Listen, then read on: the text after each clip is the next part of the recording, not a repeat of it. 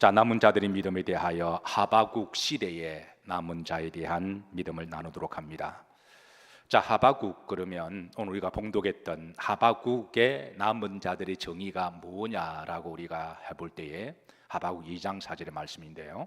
여기에 보시면 따라서 하십니다. 의인은 누구의 믿음으로?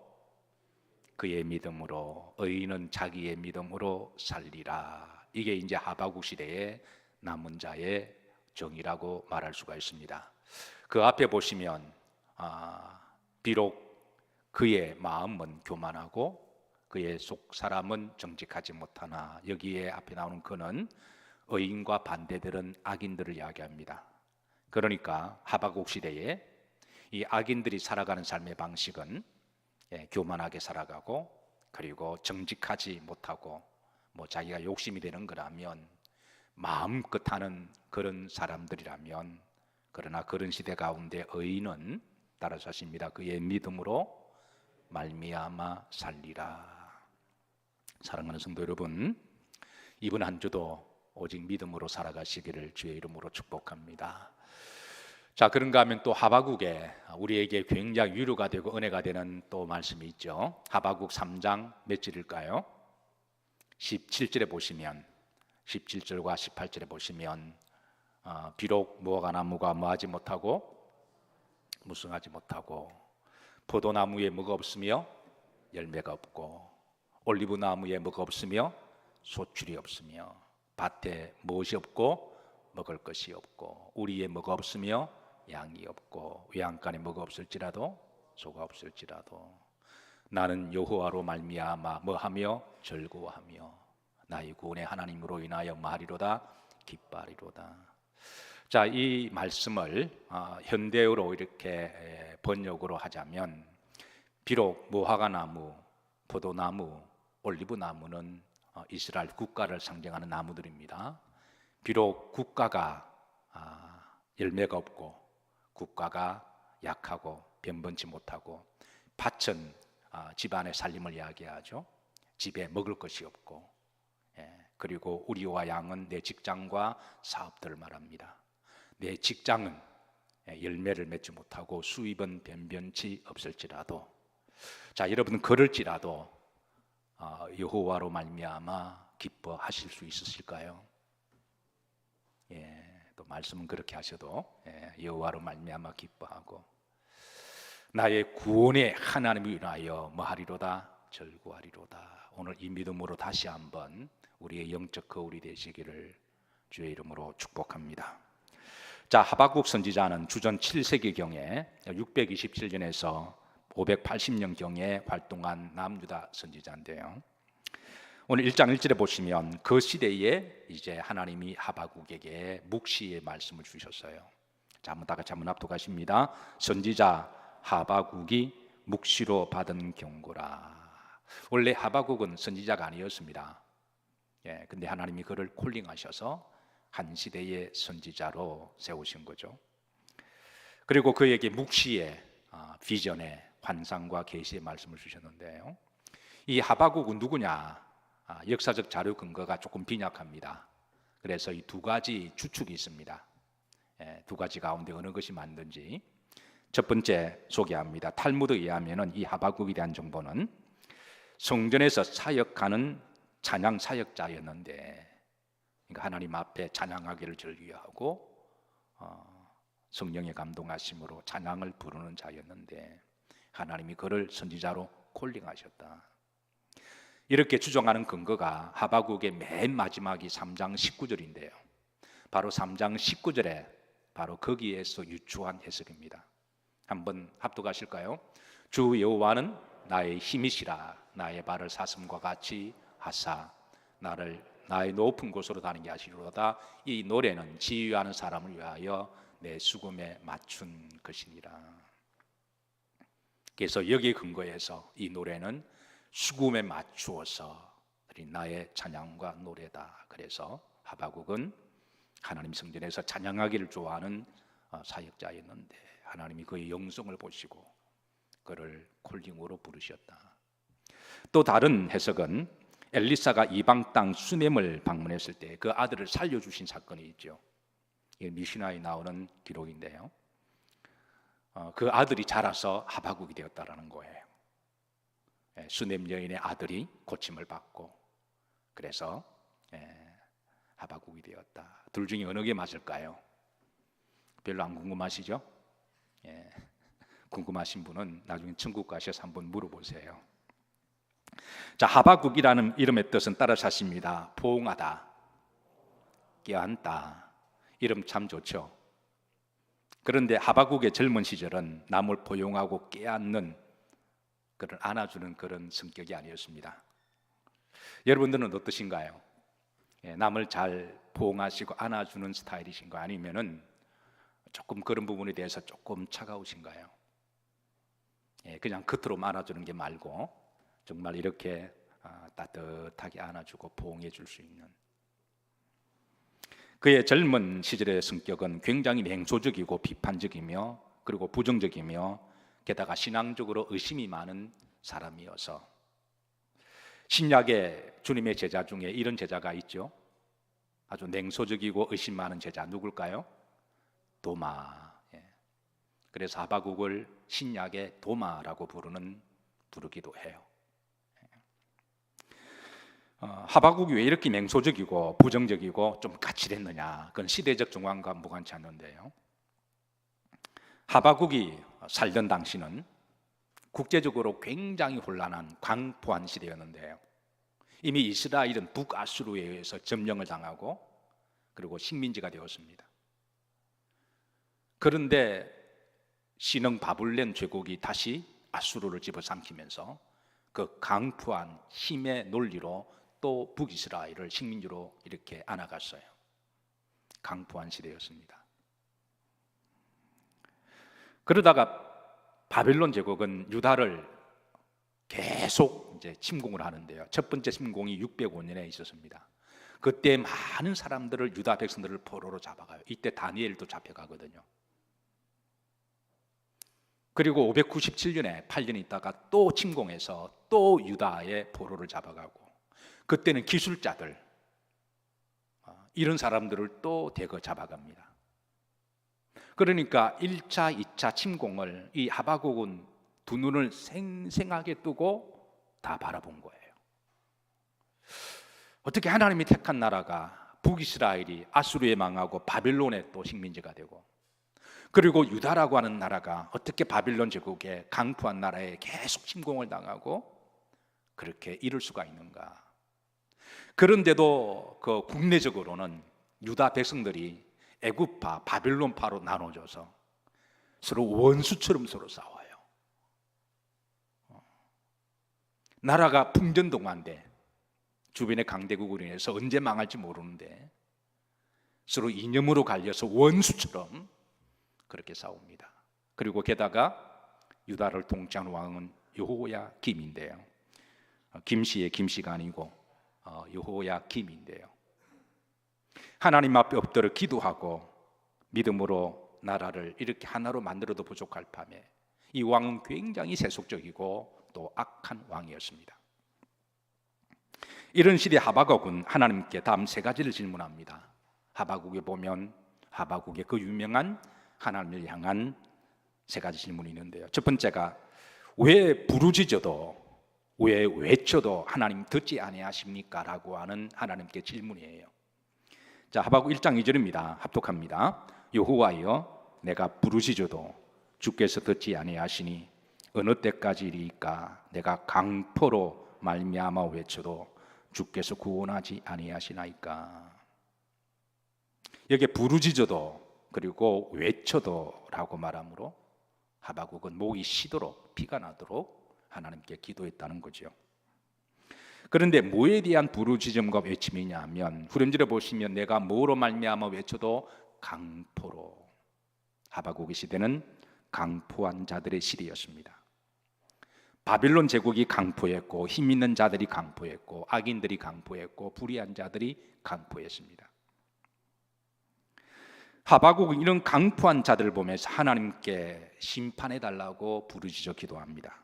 그런데 왜 하나님은 침묵을 지키고 계시고 왜 내 기도를 들어주시지 아니하시냐라고 하는 질문을 하나님께 합니다. 사실 그의 질문은 듣기에 따라 상당히 불만적이고 도발적인 질문인데요. 그의 도발적인 질문과 하나님에 대한 대적은 이게 수위가 조금 더 높이 올라갑니다. 3절에 보시면 한번 합독해 보실까요? 어찌하여 내게 죄악을 보게 하시며 패역을 눈으로 보게 하시나이까? 급탈과 강포가 내 앞에 있고 변론과 분쟁이 일어났나이다. 여기 이제 과거형으로요. 다 몇 가지를 하박국이 언급합니다. 죄악, 패역, 급탈, 강포, 변론, 분쟁. 여기에 패역은 불신앙을 이야기합니다.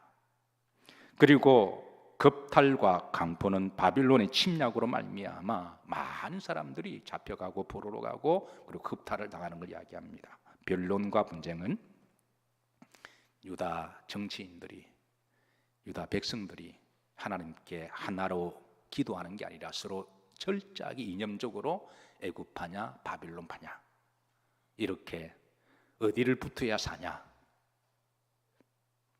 하박국의 3장 19절 맨 마지막은 하박국이 이렇게 나중에 답을 얻고 기도합니다. 따라서 여호와는 나의 힘이시라. 유다의 힘은 여호와가 돼야 되는데 여호와로 피해야 저들이 살 수가 있는데 그때 유다 안에서는 애굽 쪽으로 붙어야 산다 그러고 바벨론 쪽으로 붙어야 산다 그래서 철저하게 변론과 변정이 일어납니다. 하박국은 왜 이런 모습을 내 눈으로 보게 하냐는 거죠. 다시 한번 3절 보십시다. 어찌하여 내게 무엇을 보게 하시며 죄악을 패역을 눈으로 마게 하시나이까? 내 눈으로. 어찌하여 내 눈에 이런 꼬라지들을 보게 하시나이까? 하박국의 항변은 4절에 이어집니다.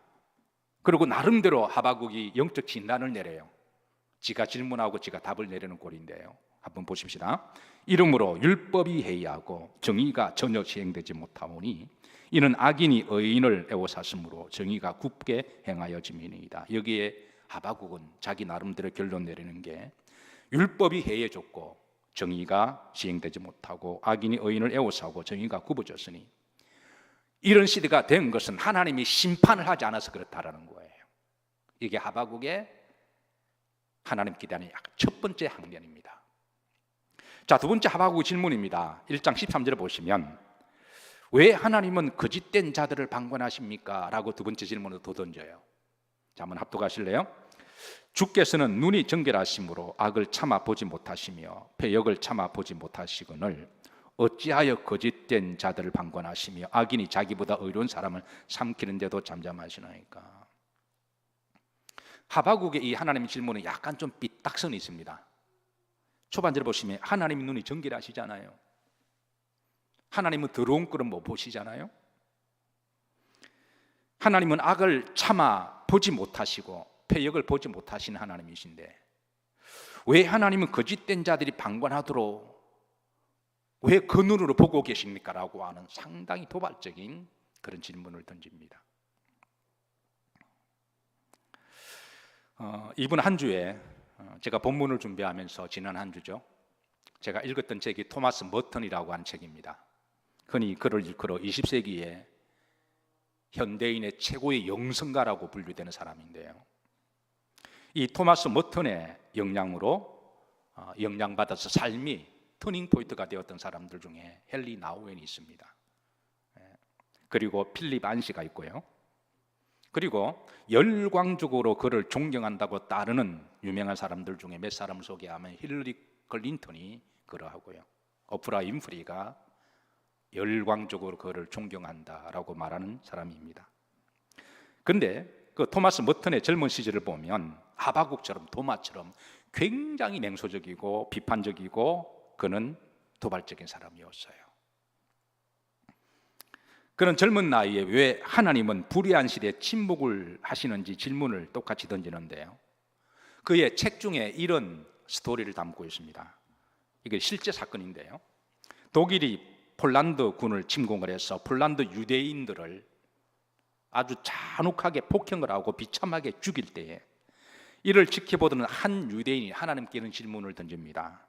하나님이 살아계시면 왜 이 독일 나치들을 심판치 아니하십니까? 라는 이 기사를 씨르면서 이 병사의 냉소적인 질문은 토마스 머튼의 자신의 질문임을 나중에 대신을 합니다. 자, 세 번째 하바국의 질문은 1장 13절에 후렴절에 있는데요. 왜 하나님은 악인들에게 고난을 당하는데 잠잠히 지키고 계십니까? 라고 하는 질문입니다. 후렴절이죠. 합독합니다. 악인이 자기보다 의로운 사람을 삼키는데도 잠잠하시나이까? 왜 침묵하십니까? 자, 그런데 이런 하바국의 질문은 어디서 여러분 많이 들어본 질문이 아닌가요? 매 시대마다 불의한 시대, 악인이 형통한 시대에 던져지는 질문이기도 하고요. 잘 아시다시피 제가 몇 번도 소개했지만 마이클 샌들이 하버드 대학원의 교수였던 마이클 샌들이 2016년에 한 권의 책을 출판했고, 그 책은 전 세계적으로 베스트셀러가 되었던 정의란 무엇인가 라고 하는 책을 지성인들이 많이 읽어본 이유는 불의한 시대에 악이 기승을 부리고 악인이 행통하는 시대에 정의에 대한 목마른 바로 답을 찾고 싶은 현대인들의 심리를 잘 간파했다고 할 수가 있습니다. 중요한 것은 하나님은 이 하바국의 질문을 들으시고 이제 하나님의 답변을 세 가지로 하십니다. 하나님이 언제 하바국에 이 답변을 주신지는 시간적인 그 갭은 말씀하지 않지만 하바국에 보면 하나님이 답변을 주시는데요. 자, 첫 번째 답변에 대한 질문의 답은 1장 6절입니다. 다 같이 한번 합독하십니다. 보라, 내가 사납고 성급한 백성, 곧 땅이 넓은 곳으로 다니며 자기 소유가 아닌 거처들을 점령하는 갈대아 사람을 일으켰나니. 사납고 성급한 나라 제국, 강포한 나라 바빌론 제국을 이야기하죠. 이 바빌론 제국 원래 나라 이름은 갈대아 사람이라고 불렀습니다.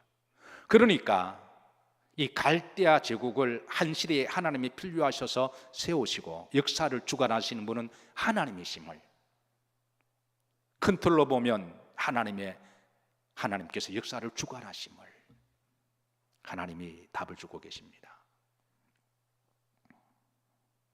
두 번째 답변은 악인의 종말이 반드시 있을 것임을 하나님이 답변을 주세요. 2장 3절입니다. 합독합니다. 이 묵시는 정한 때가 있나니 그 종말이 속히 이르겠고 결코 거짓되지 아니하리라. 비록 더딜지라도 기다리라. 지체되지 않고 반드시 응하리라. 하나님이 심판에 있을 것이다. 비록 더딜지라도, 따라서 하십니다. 기다리라. 기다리라. 내가 때가 되면 심판한다. 세 번째 답변은 오늘 2장 4절입니다. 의인은 그의 믿음으로 말미암아 살리라. 보라, 그의 마음은 교만하며 그의 마음은 악인들의 마음을 이야기하죠. 나라로 말하면 바벨론 제국을 이야기하기도 하고요, 아수르 제국을 말하기도 합니다. 보라, 그의 마음은 교만하며 그의 속은 정직하지 못하나. 그러나 의인은 그의 무로 말미암아 살리라. 그의 믿음으로 말미암아 살리라. 하나님은 하바국에 주신 답변은 비록 지금 이 악인들이 강포한 시대에 살아가고 있지만, 패역하고 불의한 시대라고 할지라도 그래도 하나님은 믿음으로 살아가라 라고 하는 게 하나님의 답변입니다. 하바국은 이 하나님의 말씀을 받고 적지 않은 시간 동안에 신음하고 고민하고 기도합니다. 그 적지 않은 시간 동안에 얼마 동안 기도한지는 그 시간은 알 수가 없지만 몸부림치는 정의에 대한, 하나님에 대한 기도를 하다가 마침내 그는 하나님 주신 말씀을 통해서 답을 찾습니다. 사랑하는 성도 여러분, 우리도 이 세상을 살아가다 보면 당장 신앙적으로 내 눈에 일어나는 일들에 대해서 이해할 수가 없고 내가 풀 수 없는 문제들이 직면하고 있지만, 특별히 불의하고 강포한 시대에 악인이 기승을 부리고 형통하는 시대를 바라볼 때 더욱더 이 신앙적인 질문을 던질 때가 있단 말이죠. 그러나 이럴 때 그런 때도 우리가 하나님의 말씀을 통해서 답을 찾아야 될 줄로 믿습니다. 그렇게 냉소적이고 비판적이었던 토마스 머튼도 나중에 마침내 답을 찾아요. 히틀러의 나치들의 유태인들을 잔혹하게 폭행하고 유린하고 죽이는 그 병사를 보면서 왜 하나님은 저들을 심판하지 않으십니까? 라는 질문을 던졌던 토마스 머튼은 나중에 다음에 세 가지로 답을 찾는데요. 첫 번째가 이렇습니다. 히틀러의 만행을 하나님이 지켜보신 것은 결국은 전쟁이라고 하는 것은 인간들의 탐욕과 죄악과 욕심의 결과라는 걸 알게 됩니다. 당장 전쟁이 일어나면 그 전쟁이 전 사람들의 약자들의 편이고 진 사람들은 의롭고 뭔가 죄가 없는 것처럼 보이지만, 만약 그 힘이 그 약한 사람에게 주어진다면 또 다른 나라들을 그렇게 전쟁을 하지 않을까요? 그래서 인류에 일어나는 모든 침략적인 전쟁 뒤에는 인간들의 욕심과 죄악과 탐욕에 대한 하나님의 심판이라는 걸 알게 돼요. 두 번째는요, 하나님은 때가 되시면 심판을 하기는 하시는데 중요한 것은 이 토마스 머튼이 깨달은 겁니다. 하나님은 심판하시더라도 히틀러처럼 심판하지 않아야 하신다는 거예요. 토마스 머튼이 보기를 그 유대인들을 잔혹하게 겁탈하고 강간하고 죽이고 하는 이 모습을 바라보면서, 나치들을 보면서 얼마나 억울한지 하나님도 똑같이 해달라고 그렇게 요구를 했거든요. 그런데 나중에 나의 심판은 저들처럼 하지 않는다라고 하는 답변을 얻어요. 세 번째는요, 저들의 죄악을 회개하기를 기다리시는 하나님이시라는 것을 깨닫습니다. 비록 한 시대에 아무리 악한 짓을 해도 그들이 회개하고 돌아오기를 기다리시는 하나님이시라는 것이죠. 그러나 끝까지 돌아오지 아니하면 하나님이 심판하신다. 여기에 대한 답을 얻고 그렇게 냉소적이고 의심 많고 도발적이었던 그 토마스 머튼이요, 서서히 변화되면서 나중에 20세기의 최고의 영성가 가운데 한 사람으로 성자의 삶으로 살아가요. 하나님 안에서 답을 얻은 거죠. 자, 이렇게 하나님 안에서 답을 얻었던 이 하박국의 반응과 삶이 어떻게 되었는지 또 하박국은 우리들에게 말씀해 주고 있는데요. 첫 번째, 따라서 하십니다. 오직 믿음으로 살기로 합니다. 하나님께 답을 얻었던 하박국, 그렇게 냉소주고 비판적이었고 그렇게 도발적이었던 하박국이에요. 심각하게 고민하고 갈등하다가 마침내 답을 얻고 오직 믿음으로 살아가리라. 자, 놀라운 것은 여러분, 의인은 오직 믿음으로 살리라, 이 말씀이 또 이 말씀으로 살아가던 신약의 대표적인 한 사람이 있죠. 누구죠? 사도 바울입니다. 로마서 1장 17절에 있습니다. 다 같이 한번 합독하시죠. 우리가 잘 아는 말씀입니다. 복음에는 하나님의 의가 나타나서 믿음으로 믿음에 이르게 하나니 기록된 바 오직 의인은 믿음으로 말미암아 살리라. 이 하박국이 하나님께 받은 그 말씀대로 살아갔더니 또 누군가의 신앙의 모델이 되어서, 이 사도 바울이 살던 시대도 강포한 자들의 시대잖아요. 로마 제국이 강포하게 식민지를 삼았고요. 그런데 그 시대에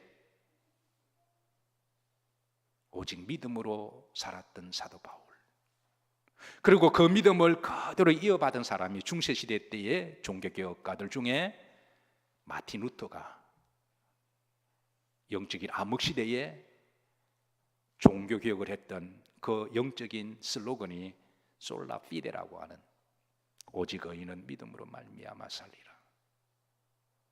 그리고 매 시대마다 이 말씀을 이어받아야 할 사람이 있다면 그게 바로 남은 자들의 성도들이 아닐까요? 오늘 이 시대에 우리 그리스도인들이, 남은 자들이 뭘 가지고 살아가야 할까? 바로 하박국이 붙들었던 이 말씀, 초대교회 성도들이 사도 바울이 붙들었던 오직 의인은 뭐로 말미암아 살리라? 믿음으로 말미암아 살리라.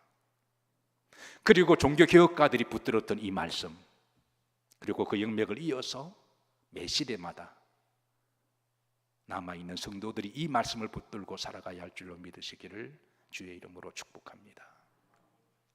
두 번째로, 하박국이 여호와로 말미암아 내가 즐거워하고 기뻐하리라, 이렇게 살기로 다짐합니다. 비록 무화과나무가 무성하지 못하고 나라가 무성하지 못하고 쪼그라들었고 포도나무 열매가 없고 올리브나무에 수술이 없을지라도 이러한 불의한 시대에 집안에는 먹을 것이 없고 내 일터나 직장이나 빈번치 못하고 사업터가 쫄딱 망하더라도 그럴지라도 나는 여호와로 말미암아 뭐하며 절구하며 나의 구원의 하나님으로 말미암아 뭐하리로다 기뻐하리로다. 여러분 어떻게 그렇게 살아가실 수 있으시겠어요? 하박국은 그렇게 살아가기로 합니다. 마지막 하박국의 믿음은 19절입니다. 오직 여호와의 힘으로 살아가리라. 따라서 하십니다. 주 여호와는 나의 힘이시라. 살아갈 수 있는 힘, 그건 이런 강포한 시대에, 악인이 형통한 시대에, 가난하고 힘든 시대에, 그런 시대라고 할지라도 오직 나의 힘은 여호와께서 나오고 여호와께서는 나의 발을 사슴같이 되게 하사 높은 것을 뛰어다니게 하시리로다. 이게 바로 하박국이 이제 살기로 결심한 믿음의 삶입니다. 사랑하는 성도 여러분, 이번 한 주도 오직 믿음으로 살아가시고